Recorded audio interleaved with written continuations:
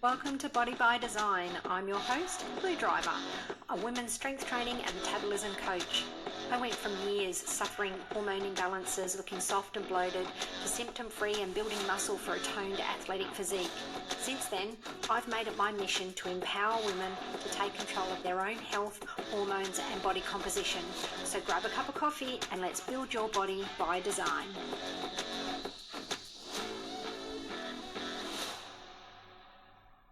Hello and welcome back to the Body by Design podcast.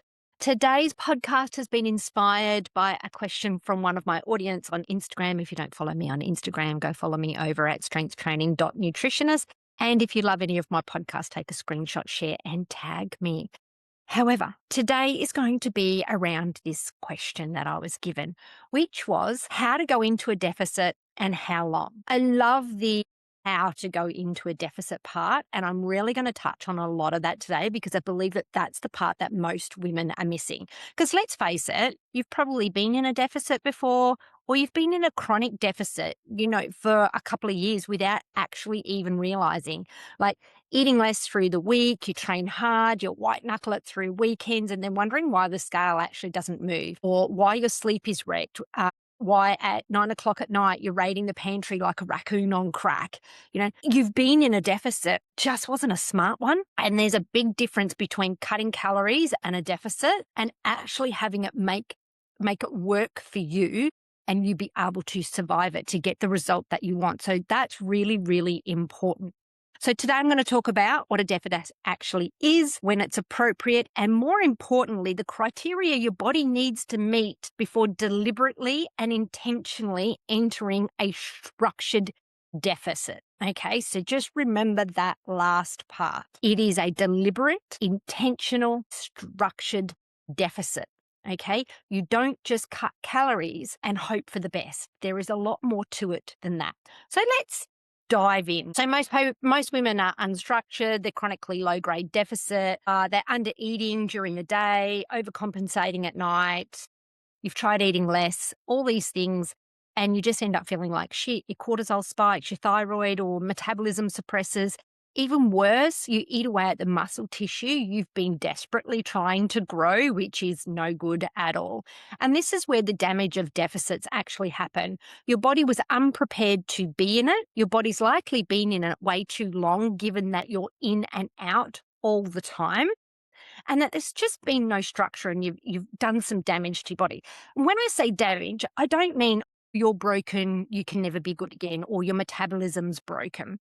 Your body just starts to adapt. It's a really, really smart being. And when it's chronically deprived, it starts having to prioritize its nutritional needs and its energy needs. And it's going to go, okay, if I am constantly getting in low energy and low nutrition, so if your nutrients aren't great within that deficit as well, it's going to start going, what does this body need to survive? That's priority. So respiratory, cardiac, all those sorts of things that keep us living, breathing human beings. And then it's going to go, what is my lowest priority? Things like digestion, reproduction. It's not going to allow you to reproduce if you don't have enough to keep yourself surviving and thriving. So it will downregulate on reproductive hormones, okay? And those reproductive hormones are smartly shuffled into things like cortisol to help keep your body alive in this time of stress. So we've got to be really, really careful about the way we do this. So number one, biggest mistake I see is women just take a number from somewhere. Now it's either some sort of influencer or poor quality coach on the internet. If you ever see any posts on Instagram that go, if you're a woman, cut calories by this amount, the second they give you a specific number for you, who they do not know your baseline, do not know how many maintenance calories you need, don't know how tall you are, the minute someone advises you a number to cut by, walk away. They've got no idea on how to keep your body optimal while doing this. And keeping it optimal beyond 40 is really, really important. And keeping it optimal is also really, really important for muscle mass. And you are here because you want to look like you lift, okay? And looking like you lift means you need muscle. So if every time you go into a deficit, you sacrifice muscle, you're going round and round in circles. So please remember these generic numbers that people give you are not accurate. The second thing is stop taking numbers from calculators. Okay, they are a guideline for you to base some testing off of. So yes, you'll use a TDE calculator, but you want to set it at maintenance. The first thing people do is go, oh, they have no idea how much they're currently eating. They have no idea how much maintains them. And they go straight into a calculator, put their information in and go, oh, deficit. You don't want to do that. It's still not accounting for your body composition. It's not accounting for, so the more muscle you have, the more calories you likely need. It's not compensating for where your personal metabolism is at. And even though it's got activity output, that is subjective to everyone. What you consider light or is very different to what another person considers light or active. So you're getting an estimate, you're not getting your true maintenance. And this is something I take women through in my mentorship, is understanding how to find your own maintenance. So we take a calculation off of one of these calculators. I've actually built my own around specific parameters that are best suited for perimenopausal 40 plus women who are strength training. So we get a number from there, but we still don't use that number, even though it's usually pretty damn close because of the calculations and modifications and stuff that I've done within my own calculator. I know that it's like fairly bang on. We still do test and measure.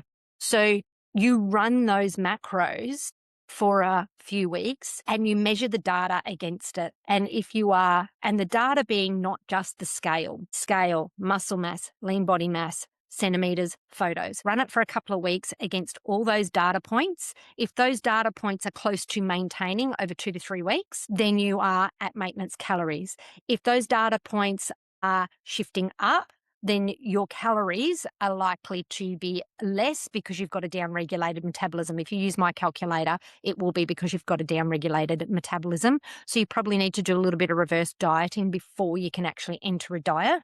And obviously, if the scale is going down, your output is probably quite high and you need more to maintain you, which is fine. So you just make those tweaks and find the place where your body is holding maintenance. Okay, so that is the first thing.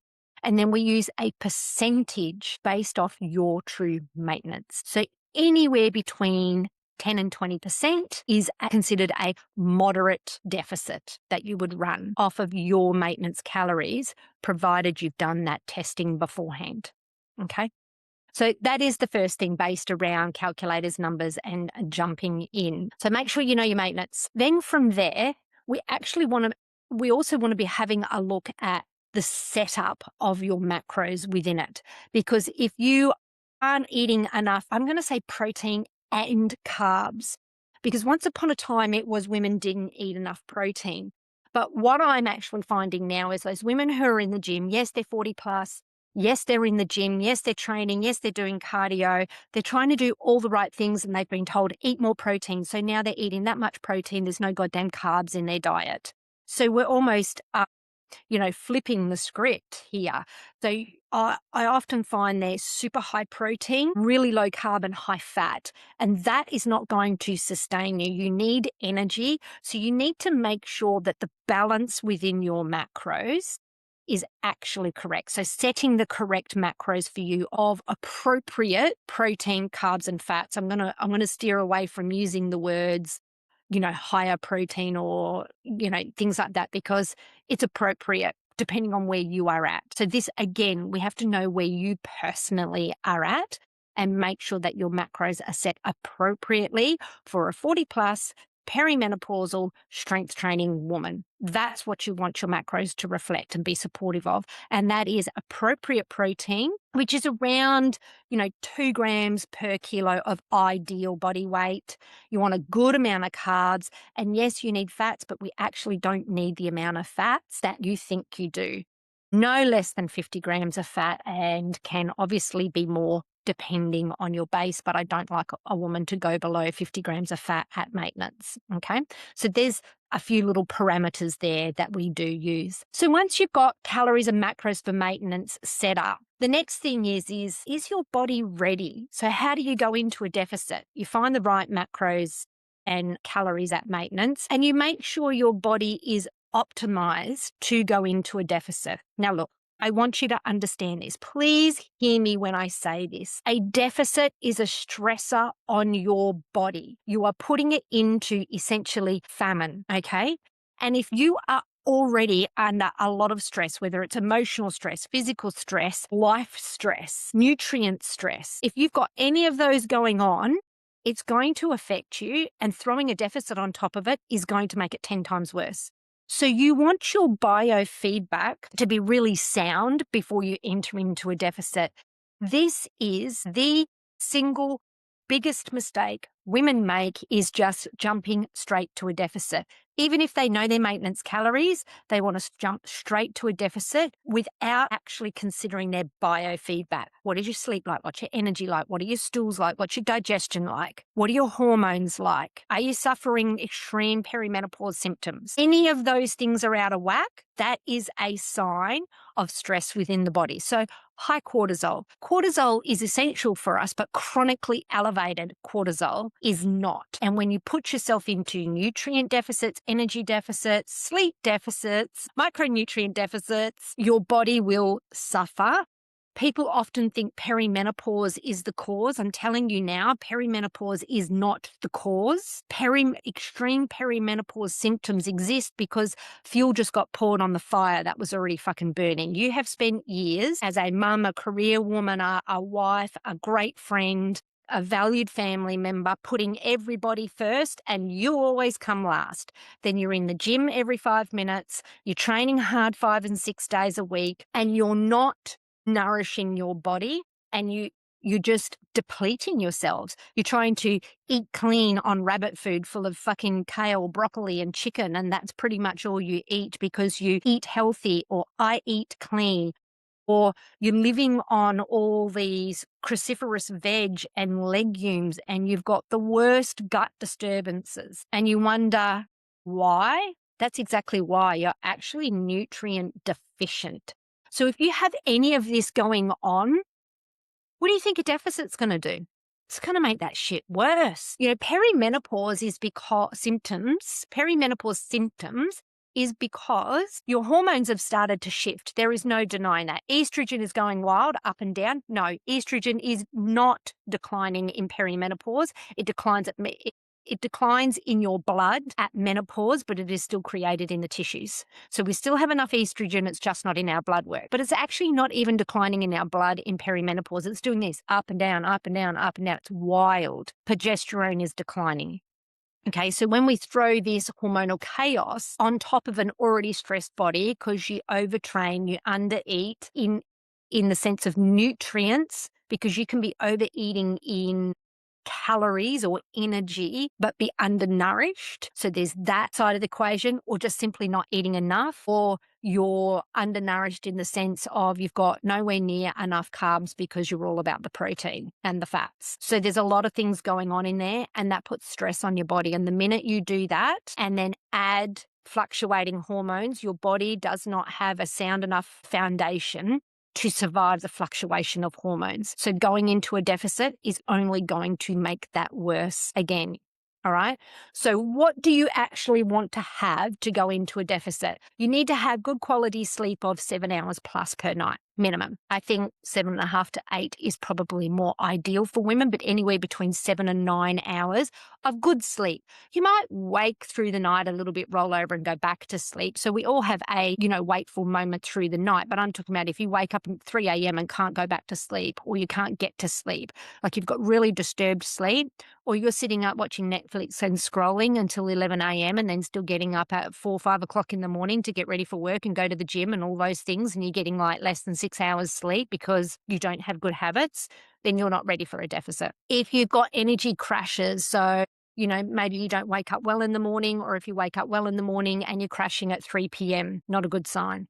Cravings, you need to address that, because if you've got cravings now, a deficit is going to push those cravings further because your body is hungry. Cravings are from energy depletion and nutrition depletion, and it's your body trying to tell you something. Not, I'm addicted to sugar, and the minute I cut sugar, I get cravings. See, it's bad for me, it's addictive. No, you've just cut out some crap, and your body, you haven't replaced it with enough good quality carbohydrates, like easy to digest root vegetables, fruits, juices, honey, rice, sourdough, potatoes, those sorts of things. You've cut out all the sugar, but you haven't replaced it with enough carbohydrates in general that are full of nutrients. Okay. So that's going to disturb sleep. It's going to disturb energy as well. And this is where you get the energy crashes and the cravings. Perimenopause, if you are suffering wild perimenopause symptoms, that is from stresses and your body being out of balance. You need to address that first. So they're the types of markers that we're looking at. Oh, and the other one would be digestion. So do you have diarrhea? Do you have chronic constipation? Do you have indigestion, bloat? Any of those are a foundational issue. So you need to clean up all these foundational issues before you put your body in a position where it can handle some more stress. Because that's essentially what a deficit is, stress. I know I'm harping on about that, but you have to understand a deficit is stressful and a deficit is going to cause discomfort in your body. So if you don't set yourself up with solid foundations, that building baby, she's going to rock and collapse. And this is why you are not successful as your deficits. You're not doing the first part, which is understanding your maintenance and optimizing your biofeedback. So everything I've just spoken about here, which is your sleep, your energy, your digestion, your hormones, that is biofeedback. Another great way to test your metabolism is what are your temperatures doing. You really want to wake up in the morning, take your temperature, make sure you leave the thermometer in your mouth for 2 to 3 minutes. Don't take it out when it beeps. And you should get anywhere from 36.2 to 36.4 degrees Celsius. Sorry, I'm in Australia. Go work out your Fahrenheit on Google. But that's kind of where you want it. And then you want another rising point mid-morning and another rising point mid-afternoon. And if your temperatures aren't doing that, you are metabolically compromised. So that's another one we want right before we head into a deficit, because a deficit will eventually metabolically compromise you, give you signs that you need to come out. But you're not going to survive long enough to actually get the result you want if these are already shaky.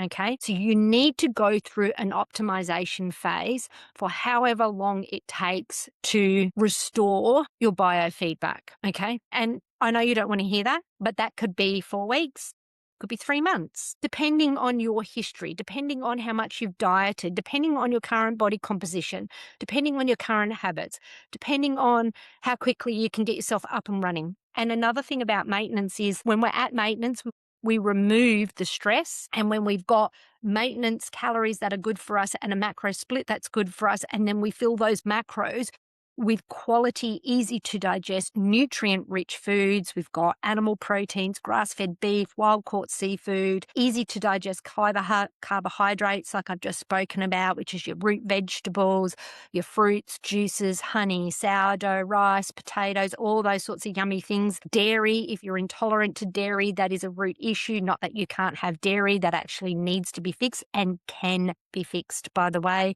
but you want to be able to put plenty of dairy in your diet. Are you having liver and oysters, or are you reaching for all the synthetic supplements that often throw your body out of balance because they're not? So vitamins and minerals work in unison with one another. So you might go and take a multivitamin that's really high in iron and zinc, but all you're actually doing is depleting your copper and making the problem worse and making you reliant on synthetic vitamins. Beef liver and oysters, 100 grams of beef liver a week and a dozen oysters a week is nature's multivitamin in balance. It's nourishment. If you can't eat the foods, get the dried capsule version. If you want a recommendation, reach out to me. I'll give it to you. Saturate code Blue Star. They're amazing if you can't eat them, but having them in your diet is critical. Carrot salad. Are you eating a carrot salad? Who's heard about the carrot salad? If you haven't, I've got some information on it. I can send it to you, but it's like a little scrubbing brush for your internals, and it's great for helping get rid of endotoxins, excess estrogen that hasn't been digested properly, easing the burden on your liver. And all of these things that I'm talking about here are what aid better energy, sleep, temperatures, all those sorts of things, balance your hormones. They're the underlying foundations. So you want to go through a process of optimization first. And then you also want to think about your training. Where is your training at? If you're just going in and doing routines and you don't know if you're actually progressing, are you actually working to failure? Are you adding a kilo or a rep every week at least to your training? Have you worked out your 1 rep maxes? Do you have a program that you're actually really happy with? You enjoy the movements and you're willing to execute for the next 3 to 6 months? Yes, think about that. 3 to 6 months. Stop fucking chopping and changing your programs, because you know what? You can't chop and change a program in a deficit, because neuroadaptation takes hold and you're not recovering well. In the optimization phase, you need to set up a program that's appropriate for you, that you're also recovering from. Are you sore for days on end afterwards?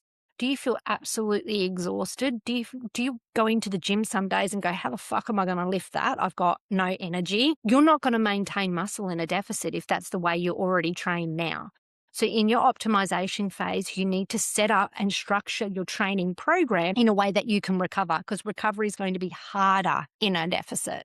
And if you're not recovering well at the moment, which is a big problem I see with women to why they're not building muscle, if you're not recovering because you're doing high rep ranges, lots of volume, 5-6 days a week, and you're not recovering, you need to relook at the structure of your program, particularly in the 40+ age group, because we do have hormone shifting.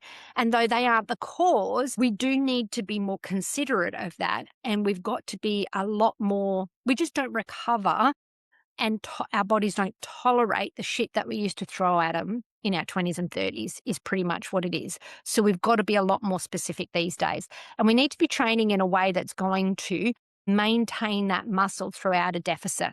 Muscle is actually a really caloric, expensive tissue in our body. One, to build it. So if you're not getting the right nourishment and everything to begin with, it's going to be really hard to build that muscle because your body doesn't see it as a priority. So I spoke before about, your hormones and digestion can be low priority and it prioritizes your survival functions.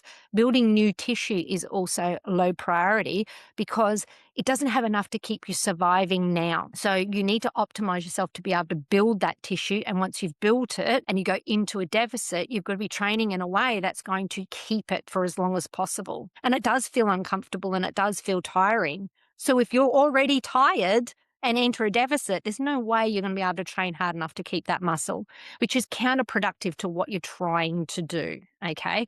So optimization, this is the place where people really fall down. They're so eager to get into a deficit that they don't spend some time on the foundations that actually lead to them being successful in a deficit. If you don't structure your deficit, if you're not optimal before you go into it, if you don't have all the foundations there, you're going to break and then you're going to go, I can never stick to a deficit.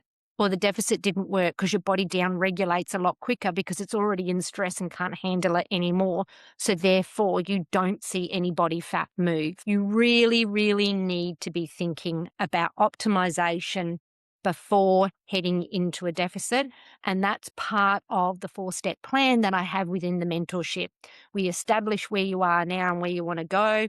We optimize you, and then we move into nutritional phasing, which is sometimes, yes, a deficit. So when we say, are you ready for a deficit? Do you have a body fat percentage that's above 25%?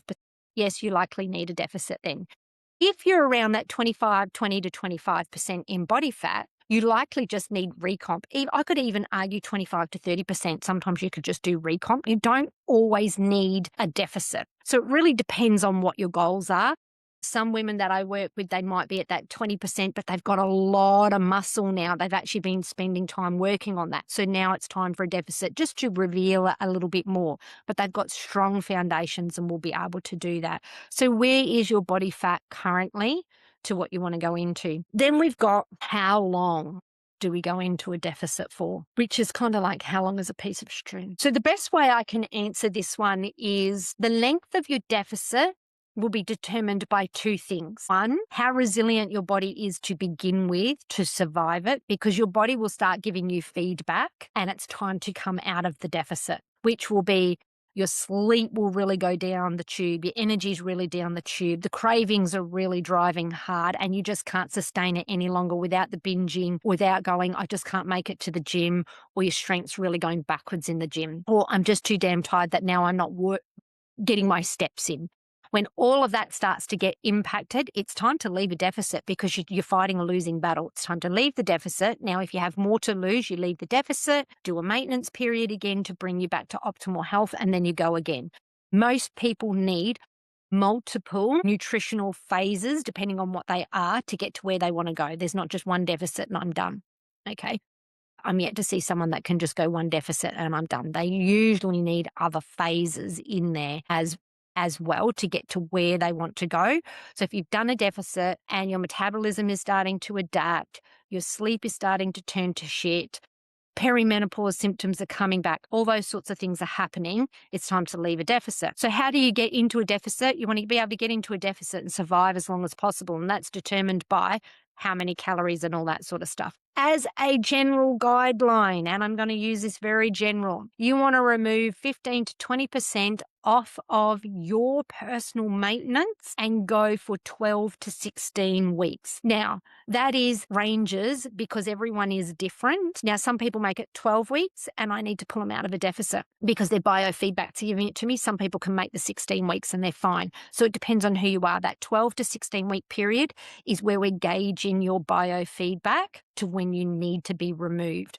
Now, there are some cases where I will go harder on a deficit, so anywhere up to, so beyond 20%, but the period in which I put a client into a deficit for something like that is much shorter. We're talking 6 to 8 weeks. Now, I know it sounds all wonderful. Oh, I'll cut more and just do it shorter and get the same result. That is for someone who has already built a significant foundation of muscle. So if you have been in the gym and you have been getting stronger and you've got you've had great sleep for a long time, you really don't suffer perimenopause or gut issues or energy crashes, and you've been like that for a while, then these mini cut styles can be really great for spot reduction, just to tidy up a little bit. Or I might use them when a woman is pushing really hard with the muscle gains and we just need to pull her back a little bit. So there's a couple of different styles that I use, but I wouldn't go beyond 30% for someone. It's just too much. It's way, way too much. And I've heard, all sorts of guidance on the internet, anywhere up to just cut 500 calories. But if your maintenance is actually only 1,800, that leaves you at 1,300 calories. So 500 is a huge deficit for you, and that is not going to work. So that's why we don't use generic numbers and we do use percentages. So if this is the first time and you've got a bit of fat to lose and you know that you're probably going to have a go a few times, the best structure to take is define your maintenance calories, macros, and get good foods with them. Optimize yourself at maintenance. So eating at maintenance takes your body out of stress. Address your lifestyle habits. Address your training to ensure that you're recovering, and address your nutrition to make sure that you're getting the right macros and quality nutrients into your diet. By doing that, you are optimizing your system. And when all your biofeedback is strong and steady, then it's time to enter a deficit. And your first proper structured deficit, I would recommend to be a moderate deficit of 15% for 15 to 20% for 12 to 16 weeks is roughly where we put you. That would be a starting point. But again, I'm going back to, you're not ready if you've got any of the things going on that I've spoken about. First, you need to, look at your lifestyle as well. So I had one lady that was all ready to, Michelle, she was all ready to go into a deficit. We were planning on for the March, but then her mother passed away. And while she was going through the throes of that, it was like, hey, you're already under a lot of stress. Your digestion started to go off already. And all of a sudden you have these life things happening, like cleaning up mum's house, getting mum's house ready for the market, all these things that need to be taken care of in the background, which adds load to your life, but it's also an emotional stressor. Is that the time to be going into a deficit? No. And as much as Michelle did not want to delay that deficit because she'd been working hard on muscle building for quite some time and was ready for a cut, and she worked on her foundation, she came from a place of adrenal fatigue and repaired all of that, and she was resilient. She was ready for a deficit. but she knew that it was not appropriate for life. So it got put off till the May. So she's only just entered into a deficit now. So you want to have a look at your lifestyle factors as well. Another discussion I have with clients is, when do you got holidays planned? Because they'll go, yep, I'm ready to go into a deficit. You pop them into a deficit and 3 weeks later they go, by the way, next week I'm going to Hawaii for 2 weeks. And how do you think you're going to maintain a deficit like that? You won't even track your food when you go out for one meal. And now you're going to go on a holiday and think that you can be in a deficit without tracking. It's not going to work. Do not do deficits while you're going on a holiday until you're someone who understands your own body and knows how to track properly and can do it. I've done deficits on a holiday when I was getting ready for a photo shoot, because I did it for 23 weeks, my deficit. It was a really, really big one after I'd done a massive build. So I knew it was for a long period, like that's a long period of time. It's hard to avoid anything in there. And we did have to travel in that time because my son was joining the army and we had to go down to Brisbane and he was being taken in and all the rest of it. So we were away for a week and it was fucking hard work. It is actually hard work being on a deficit while you're away. So please don't think that you can be in deficits while you go on holidays. And no, you can't go, I'll just do a deficit for the first 2 or 3 weeks, then I'll go on holidays and then I'll come back and then I'll go back into the no. Just for once in your life, just commit to a period of time, 3 to 4 months, and then you can take a diet break and enter again if you need to, or you're at a place where you can then just keep pushing body recomposition, or maybe you want to do a build, whatever your phasing plan is. And you want to think big picture. Stop thinking about this one deficit. What's the actual whole plan? Because like I said, it usually takes more than just a deficit to get to the body that you want. Have you factored in muscle building phases in that to ensure that you've got enough muscle? Have you factored in how many deficits, like how much body fat do you actually have to lose? Do you even know what your body fat percentage is? There's an indicator that maybe you're not ready for a deficit. Do you know how much lean mass you've got? Do you know how much you should have? Are you deadlifting, 100 kilos? Like, what is your plan from here? And it's not just a deficit. One of the biggest things I do with my clients when they come into the mentorship is a roadmap. They spend some time, we get them set up first, establish, start optimizing, get your macros and everything set, pick a training plan and get started, right? And while they're going through that optimization phase, we actually map out a roadmap, a 12-month roadmap of what does it look like once they're optimized. What does their nutritional phasing look like? Recomp, build, deficits, how many, to get to the body fat percentage and lean muscle mass that they actually want, to get to the strength targets that they actually want. So strength is directly related to how much muscle you've got. So if someone says, well, I actually want to, this particular look, okay, well, that look is probably deadlifting 100 kilo deadlift and they've probably got about 18% body fat. You are currently at, a 60 kilo deadlift and you've got 30% body fat. So what do we need to do? So your lean mass is about here. You're going to have to get your lean mass down to here. By then you'll be about 100 kilo deadlift. And then we can work on the nutritional phasing through that. Now that doesn't mean that you don't diet through that process. Maybe you do need to. Maybe you're up at 40% body fat. And that means you do need to diet straight away, because that in itself is a health risk. I know we're all about keeping the muscle and going for the look, and not jumping into deficits straight away. But there are some people that benefit from lower calories straight up, and their actual biofeedback can improve. But you need to understand all of that. Where am I? And where do I want to go? And what are the steps and structure to get there? It's not a guessing game and it's not one thing. This is you've got all these puzzle pieces and you need the box with the picture on it to pull them all together. And that's your roadmap. That's your step-by-step on how to get there. I actually do these for free for people. So if you want to do a strategy call with me and understand where am I now and where do I want to go, how do I get there, and have a plan on what it would take for you, I do this for free with people. The link is in the show notes to book a strategy call. They are limited numbers, so there's only so many I can handle in a week. So be quick to get on that, but book a strategy call with me. If some of this resonates with you and you go, oh, I think I am ready for a deficit, but all this optimization I don't know about. I actually don't know what my body fat percentage is and how many deficits it would take. Book a strategy call with me and we can go through that. Okay, we can go through that and lay a plan out and show you exactly what it's going to take to get from where you are to what you want to be. All right. So, some really good things to be thinking about before a deficit. If you have benefited from this, please screenshot, share on Instagram, and tag me at strengthtraining.nutritionist. I love to hear from people who have got some benefits from these podcasts. But again, please remember, a deficit is not the first place we go. Confirm maintenance, optimize. Always, always, always. Then nutritional phasing. All right. And until next episode, have a good one.